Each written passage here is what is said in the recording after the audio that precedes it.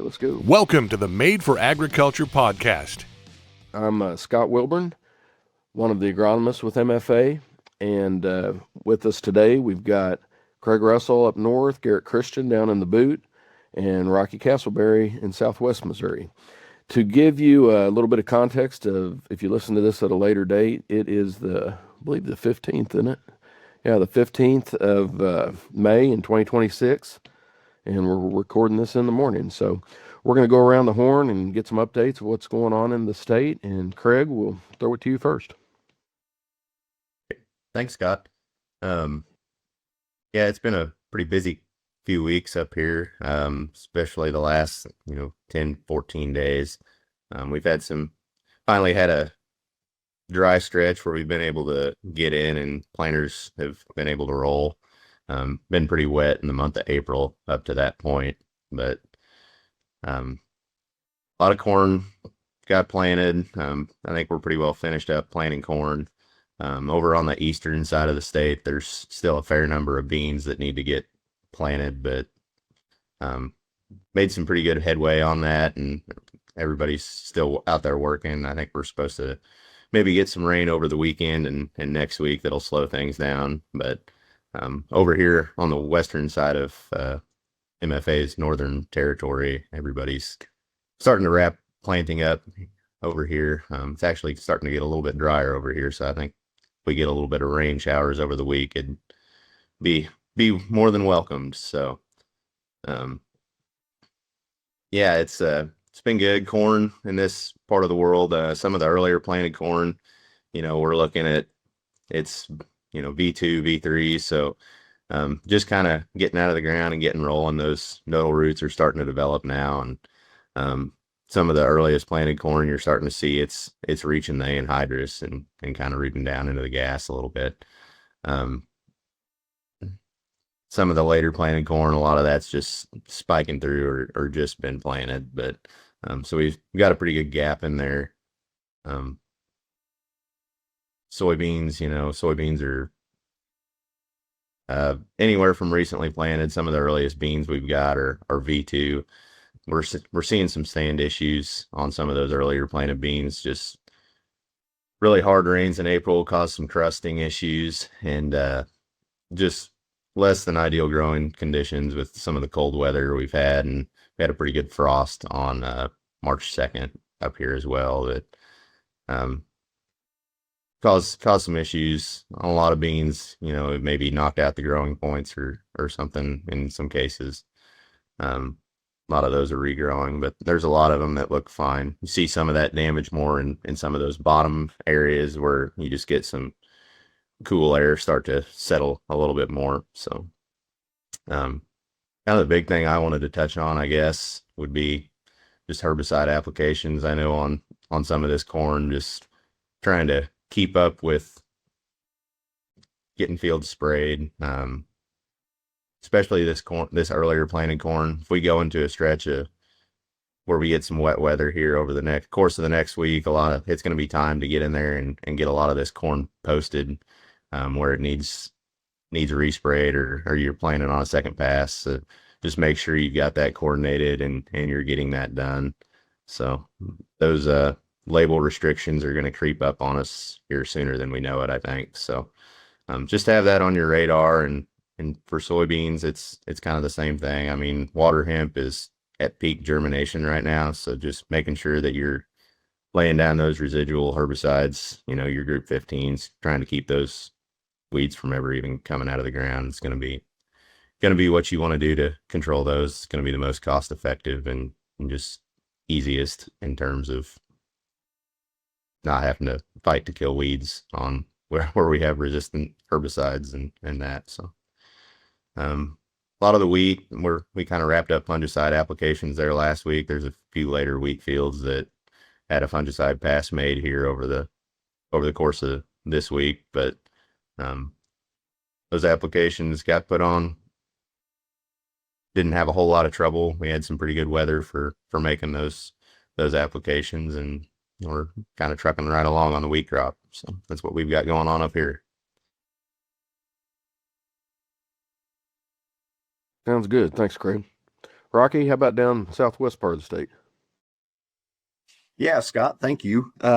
So down here in the Southwest, we've got, we've had a lot of activity over the past couple of weeks since our last podcast.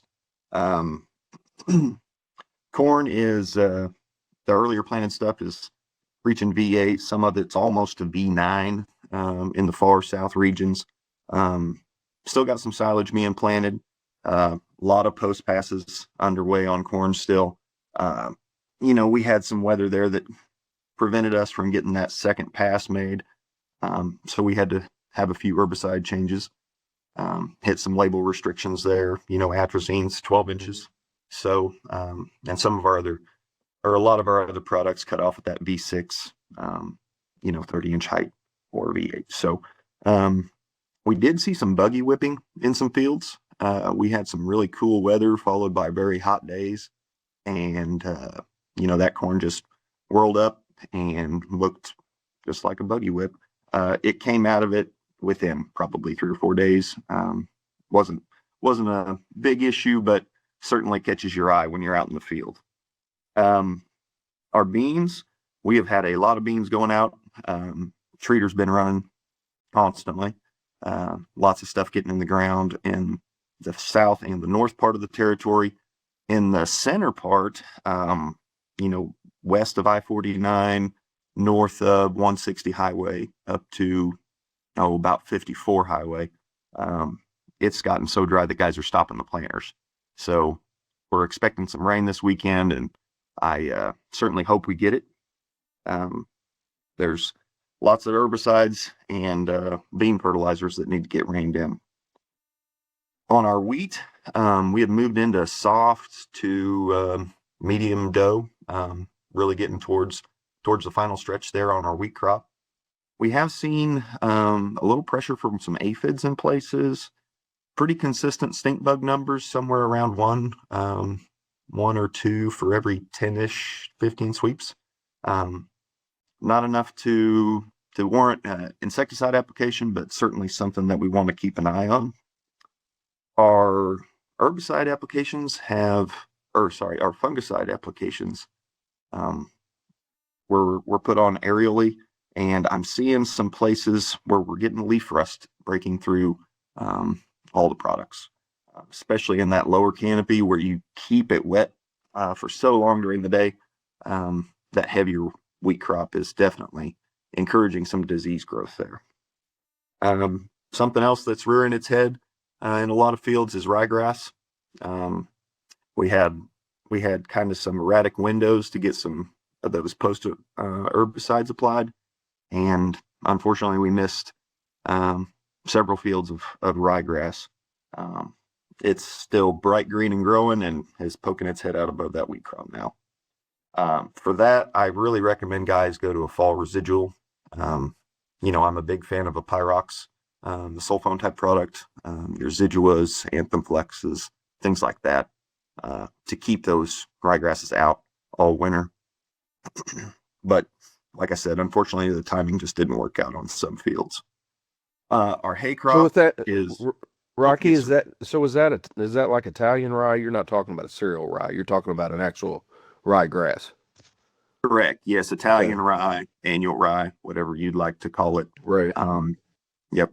Has a zipper seed head on it, very shiny leaves. It's very easy to identify once you kind of get your eyes on it. Are those escapes from cover crop or other or forage, or is that something pretty common for you all to deal with? So we fight ryegrass every year. It started, I believe, with migratory birds, some cover crops, dirty wheat seed. There's a lot of avenues that it's getting around, and it's something to where once guys get it established on a farm, you're going to be fighting it each wheat crop you've got. So just knowing that ahead of time and putting together a plan with your agronomy team is the best course of action for sure. On the hay side of things, for our forage producers, there is mowers, rakes, and balers running around everywhere. First cut alfalfa came out really well. Very good quality. Fescue's getting mowed early, so we shouldn't have any of those low feed scores that we saw last year with the late cutting fescue. A lot of guys kind of learned their lesson. They'd rather have quality than quantity. So there's a lot of barns still filled up with that rank hay from last year. Other than that, we're rolling steady and hoping for rain down here in the Southwest. You mentioned some of the insects you're seeing in wheat. Do y'all see any cereal leaf beetle? So I've seen a couple. I've only caught maybe 4 or 5 over the last week. I did get an interesting call about a stem maggot in the area. I've got to go get confirmation on that, but that was a surprising one, something that I hadn't seen in a long time. Same thing with the English grain aphids. I haven't seen those probably since 2013 or 14. And they are very hard to find in those wheat fields. They are right in between the spikelets on the wheat heads. And you'll see ladybugs feeding. And when you see those ladybugs feeding, start peeling those heads apart. And most of the time you can find an aphid swelled up in there that ladybug's trying to get to. Interesting. I don't think I've ever ran into that. Yeah, Keep it down there. Yeah, they were swelled up and ready to pop when I saw them last. So, Garrett, what's going on down in the Bootheel? Well, you're talking about biblical, insects showing up. We have had some cutworms, and that's really not something I've heard anybody talk about. When I first started scouting cotton close to 20 years ago, that they were always on me like, well, look, watch the cutworm, and we'd never see anything. And then I never heard anything about cutworms until this year. And they're showing up in places, and it's not bad. I've only heard of like one field that was real bad, but for the most part, it's just kind of spotty throughout random fields. So that's kind of a new thing, but we're doing everything right now, spraying and fertilizing. We're top dressing corn pretty hard. It's probably you've got corn from V4 to V9, but top dressing corn, soybeans we've got ranging, that there will be random soybean fields getting planted for whatever reason they were moving dirt or whatever. But we've got early beans that are into R1, it was a week ago today. I had a picture of a grower sent me his beans were into R1 a week ago. So the cotton is up. A lot of it is up. Soil conditions were a big deal with cotton because we got kind of in a pinch there. I know we haven't had much rain, and overall we've had great conditions, but everybody was trying to make the decision, with that last rain on should we wait or should we plant? And because once you get into, luckily we had this week, so knowing now, it wasn't quite the pinch we thought it could be, but had that rain earlier been bigger and we were shut down till now, we'd have been in a real pinch. Because used to, 20 years ago, after the 15th of May, they were like, no, cotton, nobody wanted to plant after the 15th of May. But anymore, we can get away with it. You definitely got till the 20th. And then you'll hear guys, talk about planting May 32nd cotton. So, never June 1st cotton. But so we've got a little bit of time, but for the most part, I'd say this week's been good. We've got most of it in the ground, and the stands look good. If you pushed it a little bit and planted wet, there's been some trouble with it getting out of the ground. but even there, it was, as the week went on, it was still popping out of there. So overall, we're in pretty good shape there. The rice is in, those acres are down, it looks like. But they're on their second spraying on rice. So they've sprayed it. They're overlapping residuals.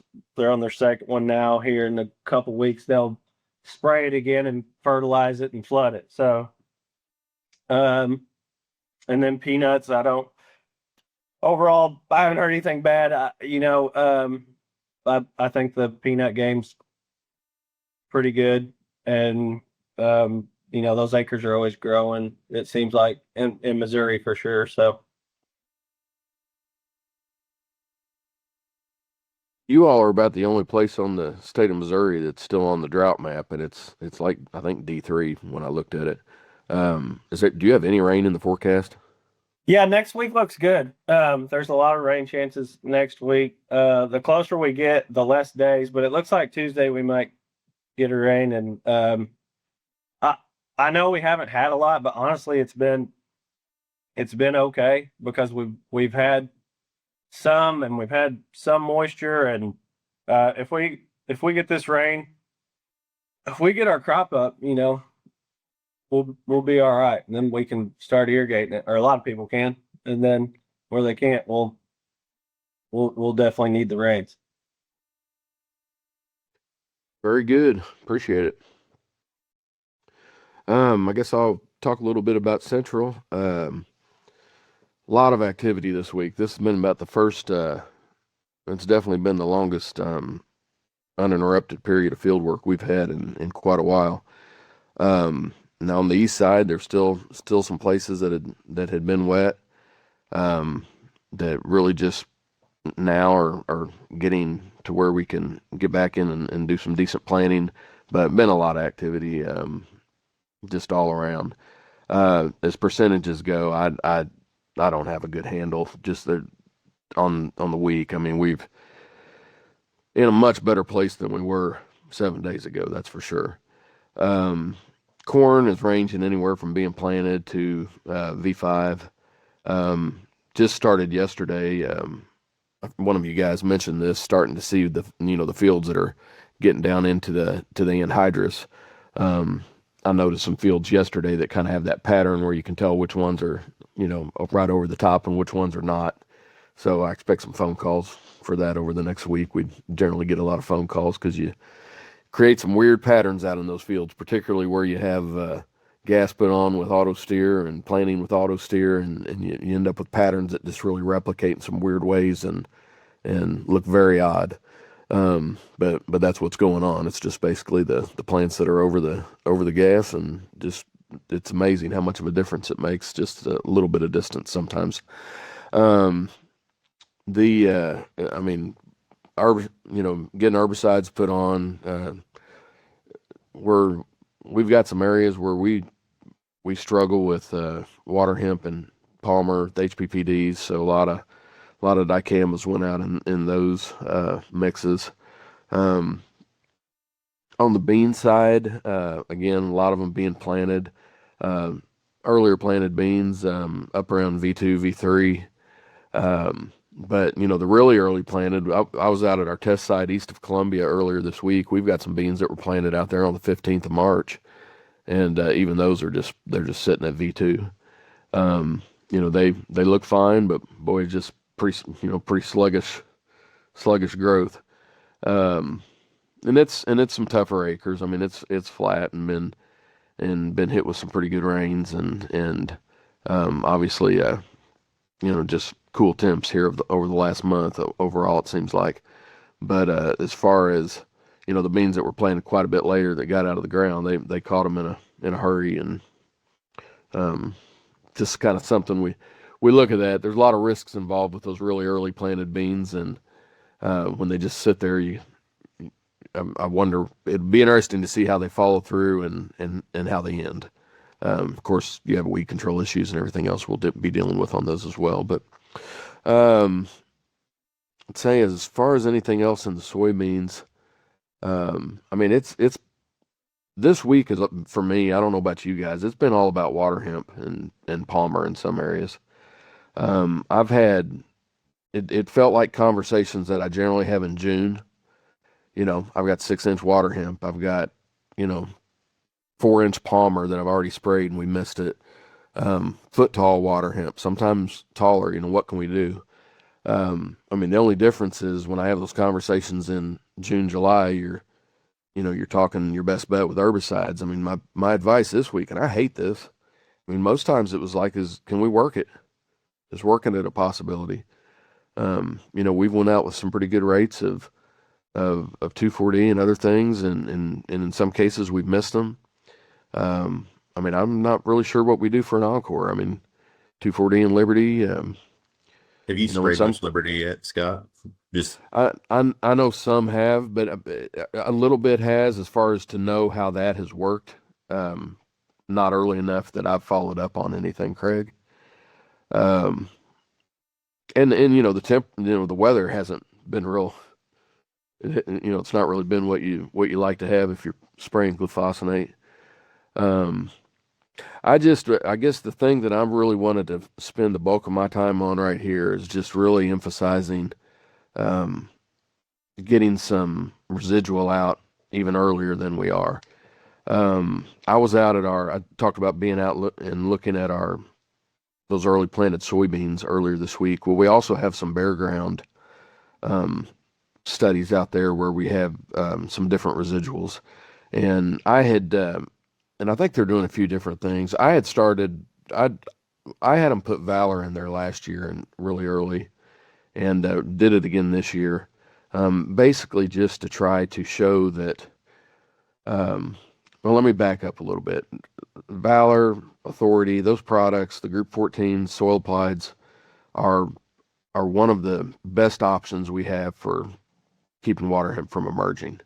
The downside, and I know they're used a lot throughout the state, and I've got some areas where they use them quite a bit.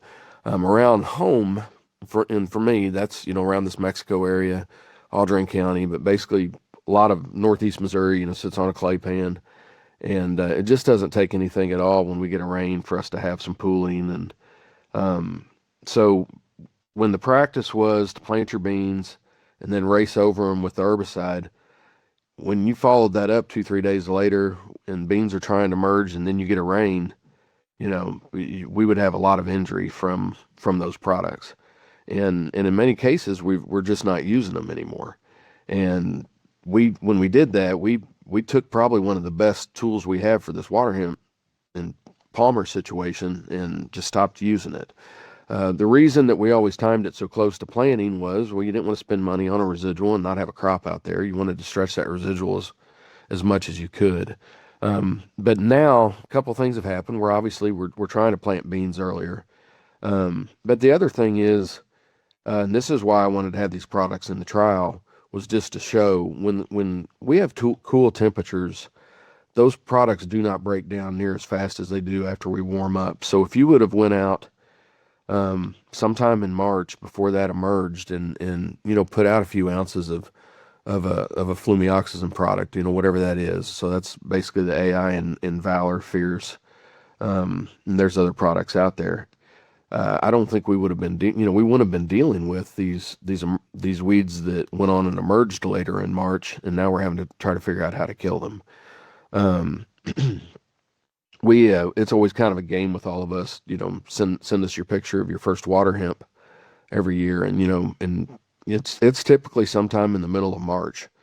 So if you had an opportunity to get out and lay something on before that, I think we could have done ourselves a lot of good.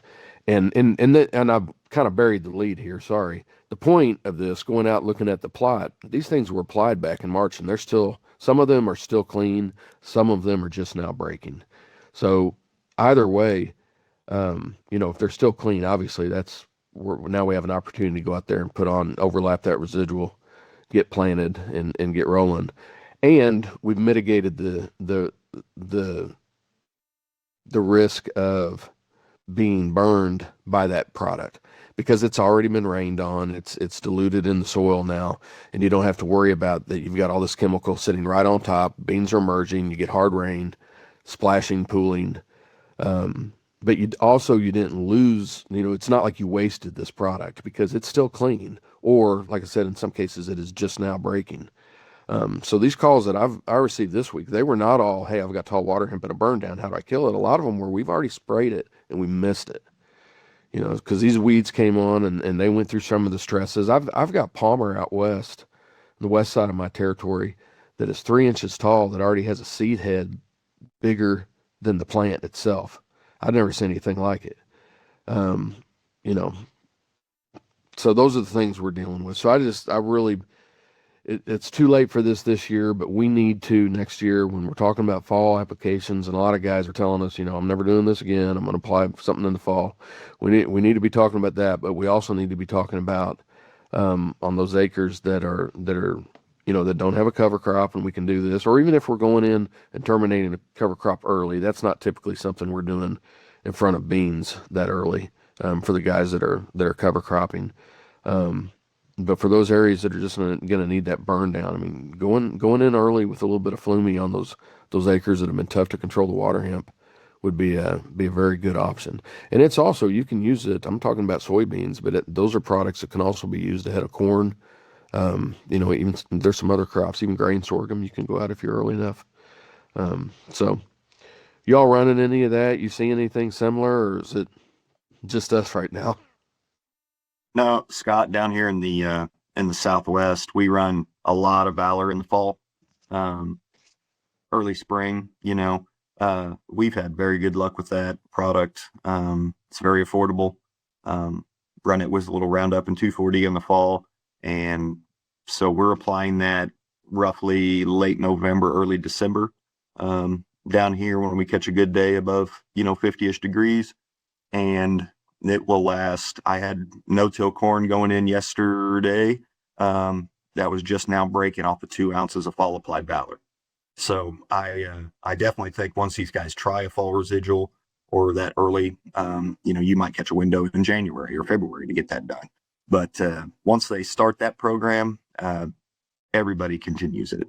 It's been very, very well received down here in the Southwest. I think there are. I want to be and push back on this if you want to. I want to be cautious and not. For me personally, I think we could get some gains from a late application in the fall to still carry through, particularly on early planted, or early. If we're going to come in and lay another residual on early, it may carry over into the spring. I think. Would you say is that hit and miss whether or not it gives you much? And I know there's a geographical difference between what we're doing here. I mean, what you're seeing versus us. I want to be cautious about overselling a fall application carrying over into spring. We did a lot of that in the past, and we even had some companies that if you could not plan into it, they had some programs that would back it up and that kind of thing. It seemed like they paid on them a lot, and then eventually they went away because it just wasn't happening. But different animal. They were generally an ALS, and obviously that stopped working at all on water hemp a long time ago. I've got to feel like with a decent rate of Valor, and you said 2 ounces. I mean, that's a low rate.